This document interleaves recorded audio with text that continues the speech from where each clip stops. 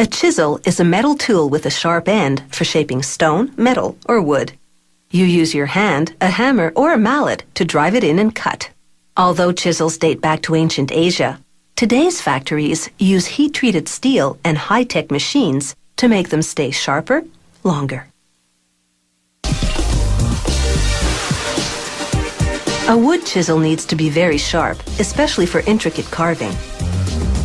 Making chisels starts when they insert a 5-meter-long bar of high-carbon steel in a mechanical press. The carbon lets them heat-treat the steel to give it a long-lasting edge. But first, the press cuts the bar into 22-centimeter-long rods.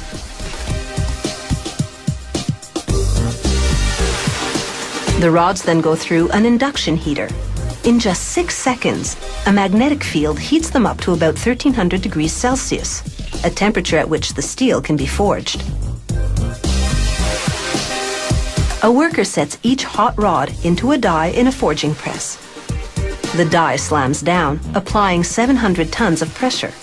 This produces what's called a forging, a rough shaping. The die can produce as many as 60,000 forgings before it wears out. Each one goes into what's called a trimming press. Here, a die cuts out the precise shape of the chisel, with the blade on one end and the tang on the other. The tang later fits into a plastic or wooden handle so you can comfortably grip the tool.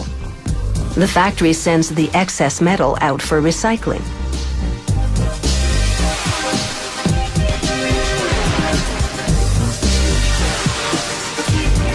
After the chisels cool off for several hours, workers run them through another induction heating machine, this one with 2 coils.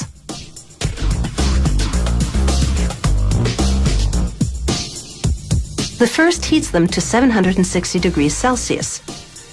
Then warm water cools them down. This rapid reduction in temperature is called quenching. It's what hardens the chisels enough to be strong and stay sharp. The next coil heats them to about 370 degrees Celsius. This step is called tempering. It relieves the stresses that the quenching phase created inside the metal. Spring-loaded clamps now release the chisels from the machine, and they drop into a container to cool overnight. The next day, workers can start to polish and sharpen the chisels. That removes the metal discoloration the heat treating caused. To polish the barrels, the round area joining the blade and the tang, workers load the chisels into devices called chucks. These clamp the chisels securely by the blade as the barrels spin against a rough grit sanding wheel.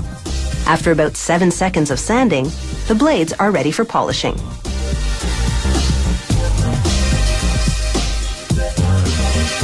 A powerful magnet locks them in place on a round table. It rotates, running the blades against an abrasive grinding wheel. As water cools the metal, it also applies a rust-proofing chemical to the steel.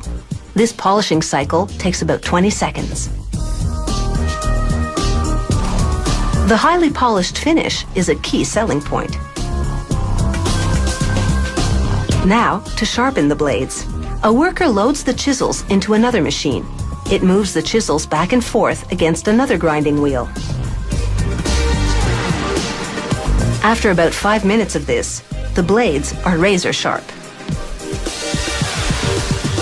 Only the last centimeter of the chisel, sloping at a 22-degree angle, is the cutting edge.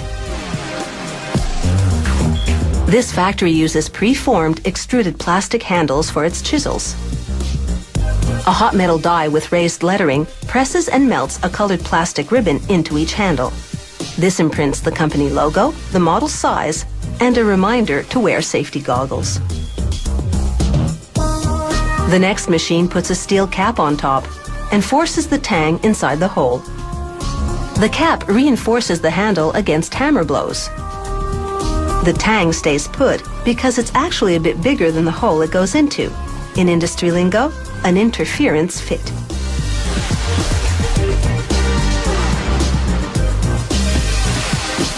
The finished tools come off the line.